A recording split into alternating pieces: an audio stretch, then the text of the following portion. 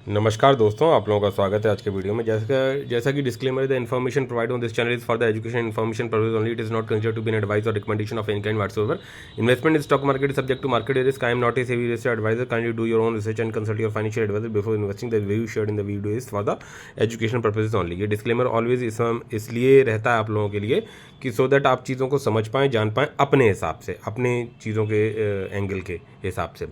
Profit and loss statement से सीधा start करते हैं। तो यहाँ आप देख सकते हो कि ये प्रॉफिट मैंने बुक किया और इसका मतलब ये टोटल की बात कर रहा हूँ, लगभग 55 मंथ्स की बात कर रहा हूँ। 55 मंथ्स हो गए हैं और इसमें से ये चार्जेस वगैरह कुछ मैनेज करके तो ये बचा। और अभी जो ये दिख रहा है तो आपको 10 लाख और 10 10 + 6 16 और ये +1 17 और 17 लाख और 12,000 17,12,000 रुपये का अमाउंट आपको ये प्लस ये दिख रहा है, प्लस 35,000 करीब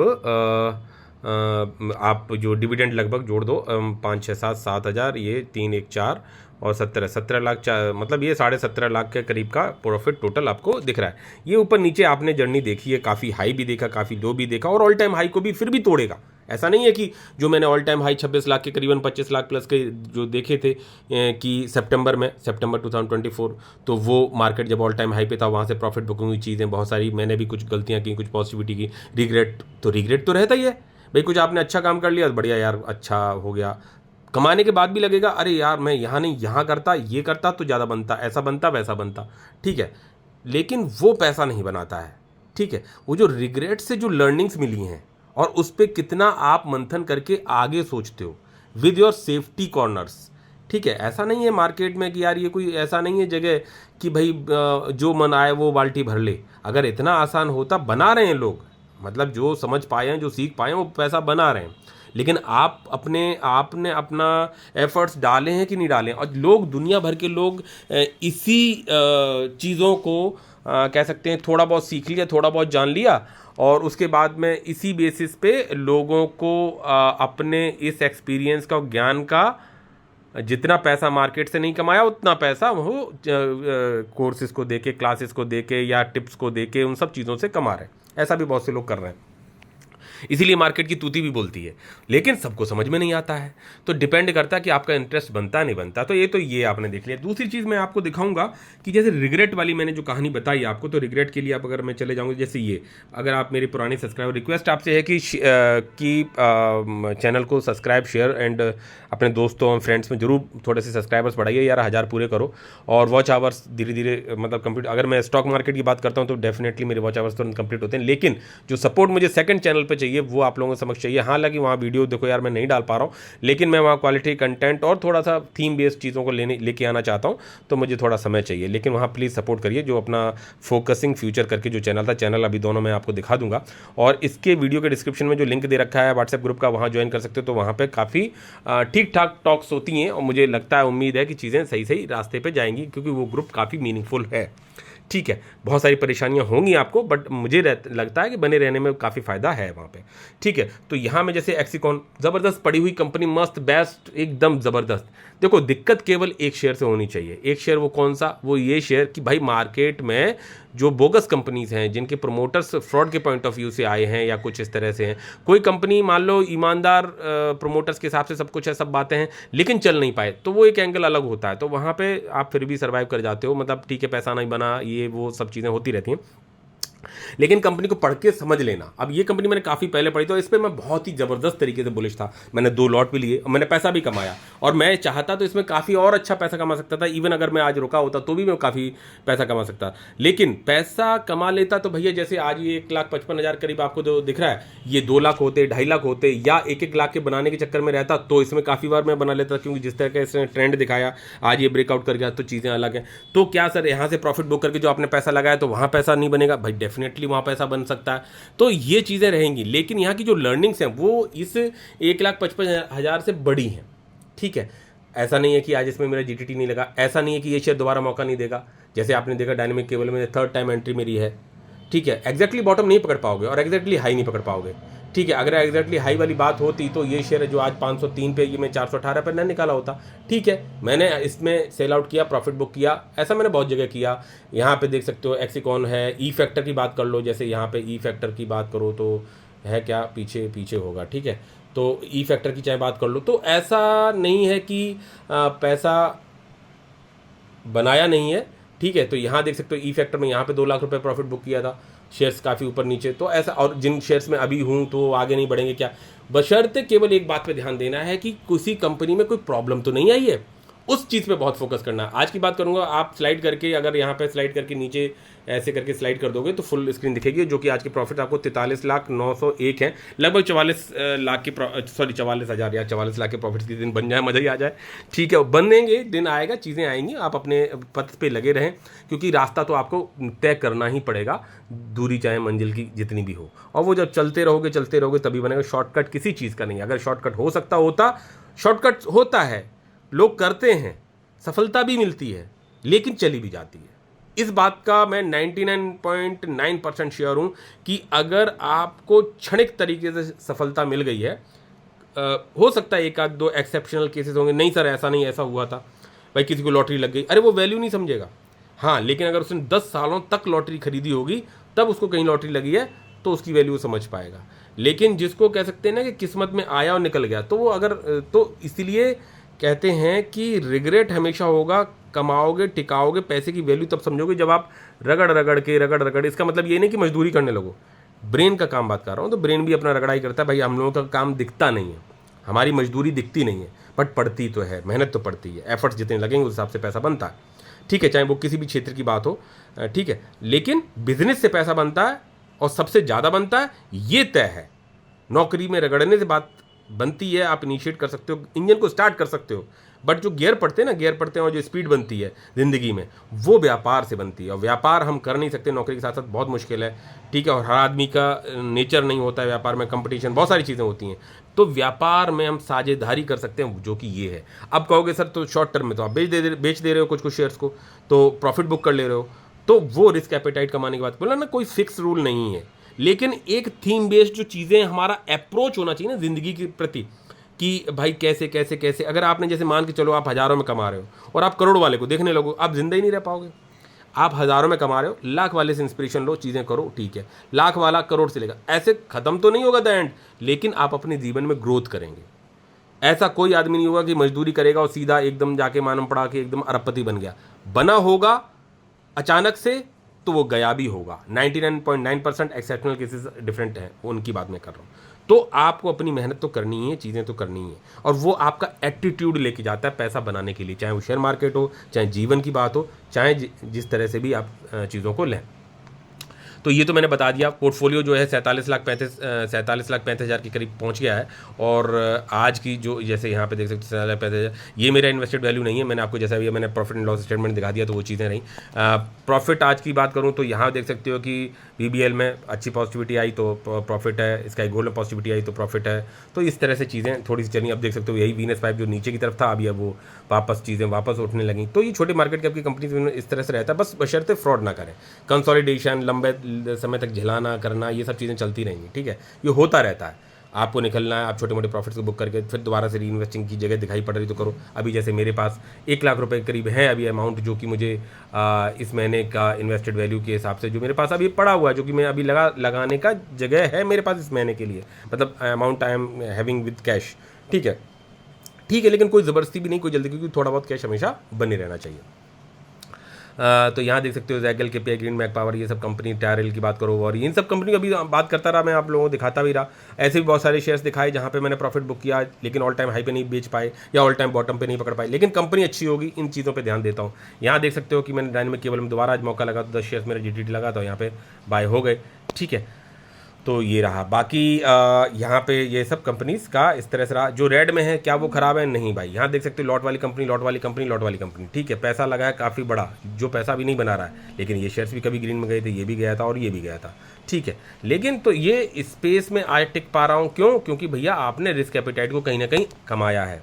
बोला सर लेकिन अभी जैसे एक्सिकॉन की आपने बात की, 400 कितने 18 पे मैंने बेचा, अब उसकी बात करके वही एक्सिकॉन की बात करो, ये देख सकते हो कि एक्सिकॉन सुपर कंपनी, दोबारा से मेरा GTT लगा होगा, लेकिन जिन वैल्यूएशन पे लगा हो सकता है उन लेवल पे आए ना आए, लेकिन मौका हर शेयर देगा। अपनी जो मैक्सिमम उड़ान है उसके बाद में जब वो नीचे आएगा, क्योंकि करेक्शन तो होती है, जब वैल्यूएशन हाई हो जाएगी तो करेक्शन होगी, ठीक है, जब करेक्शन होगी तो भाई आपको मौका मिलेगा।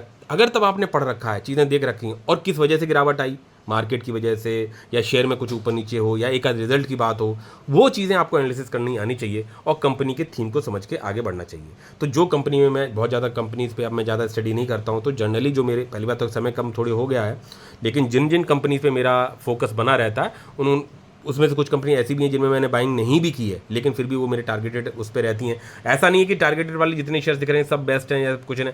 मैं जब भी पोजीशन बनाने की कोशिश करता हूँ टॉप से करेक्टेड है तो क्यों रीज़न है, क्या कुछ है और उसके बाद में कितना पैसा है मेरे पास और मैं उसमें स्पेस ले सकता हूँ कि नहीं ले सकता हूँ। नहीं तो ऐसे शेयर्स तो मेरे पास काफ़ी कुछ है जहाँ पर मैं आज बाइंग करूँ वो करूँ, क्योंकि उसमें फिर बाइंग स्ट्रेटेजी भी अप्लाई करने की ज़रूरत पड़ जाती है। तो इसलिए बहुत सब तरफ को पैर नहीं फैला सकते और हर चीज़ आप खा नहीं सकते, तो बेटर है। तो लेकिन नज़र बनी रहती है। एक्सिकॉन वही शेयर देख सकते हो 503 जो मैंने 418 पे मैंने बुक किया। अब इसी शेयर की जैसे मैं जनरली एक कहानी बताऊं कि पोजिशनल ट्रेड के पॉइंट ऑफ व्यू से ही बात सुनी जाती है। अगर जैसे मतलब इस शेयर को देख लो, ये देखो ठीक है, और मेरे पास ये शेयर ऐसा नहीं है कि काफ़ी समय था, और देख सकते हो कि मैं चाहता तो मैंने मान लो पड़ा यहाँ करीब मान लो बाय किया होगा मे बी, ठीक है, फिर एक लॉट नीचे गिरा तो मैंने यहाँ करीब बाय कर लिया होगा, उसको इसी के आसपास की डेट है, ठीक है। उसके बाद मैं ऊपर गया मैं बेच देता, नीचे आया सेल कर फिर बाय कर लेता, फिर तो मैं एक दो बार मैं 2-2 1.5 लाख रुपए कमा लेता, ठीक है। लेकिन अब की बार मैंने यहाँ प्रॉफिट बुक किया और शेयर रॉकेट।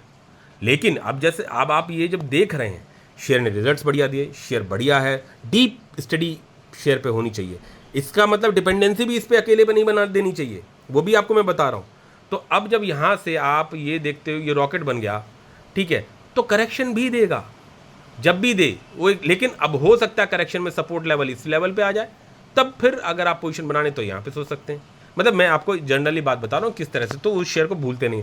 चाहे मैं यहाँ पे बात करूँ, अभी मैंने थोड़े दिन पहले अगर आप लोग मेरे साथ जुड़े रहे होंगे तो INA पे भी मैंने नज़र बना के रखी थी, ठीक है। तो नॉट ओनली दिस, जैसे मैंने आपको अभी आइज में एक बार एंट्री बना चुका हूँ। देन आपको यहाँ पे बात करूँ जैसे कि बिजॉटिक देखो मैंने वो लॉस में निकाला, तो ये भी चीज़ें समझ में आनी चाहिए आपको। देन इस तरह से रहता है, ठीक है। केन्स की बात करो, वहाँ पे अभी जैसे नीचे आया हुआ है, अभी जैसे रॉकेट बना हुआ था, कौन सा अपना वो था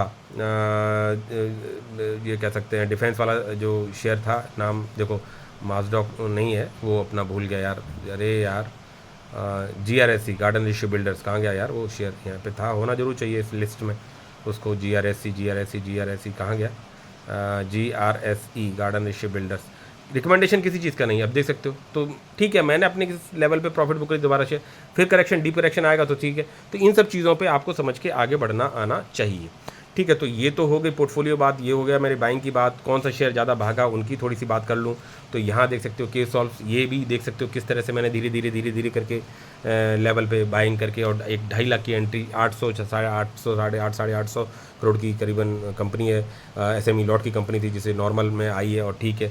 और यहाँ देख सकते हो 8.47 का यहाँ पे क्या इवेंट की जो रिजल्ट आने वाले होंगे, मान के जो रिजल्ट सही नहीं आए पिछली बार की जैसे सही नहीं आए थे, आने वाले प्रोजेक्शन के भी उतने ज़्यादा अच्छे होने की बात नहीं कही गई थी, लेकिन शेयर अपना एक लेवल पे चीज़ें कर रहा था। तो लेकिन उससे पहले पोजीशन बना ली किन ने, ऑपरेटर्स ने बना ली होगी या किसी और ने, या हो सकता है रिजल्ट से अच्छे आ रहे हों, ठीक है। पिछली बार भी इसी तरह से रॉकेट बना था, उसके बाद शेयर रिजल्ट उतने अच्छे नहीं आए थे, फिर ज़बरदस्त तरीके से गिरा था, एक दिन पहले ही बहुत तेज़ भागा। तो दोबारा से ये छोटे मार्केट की अभी कंपनी में होता रहता है। अपन जो है जब एक लेवल आता है उसके नीचे आता है तो मैं धीरे धीरे एवरेज करता रहता हूँ। देख सकते हो बाइंग लेवल बहुत लंबे समय से रहा होगा। तो सर कहीं आप प्रॉफिट बुक कर देते हो, कहीं आप बहुत दिनों तक होल्ड करने के बाद प्रॉफिट बुक करते हो, कहीं आप आपने बाय की लॉस में है लेकिन बहुत लंबे समय तक होल्ड किए रहते हो।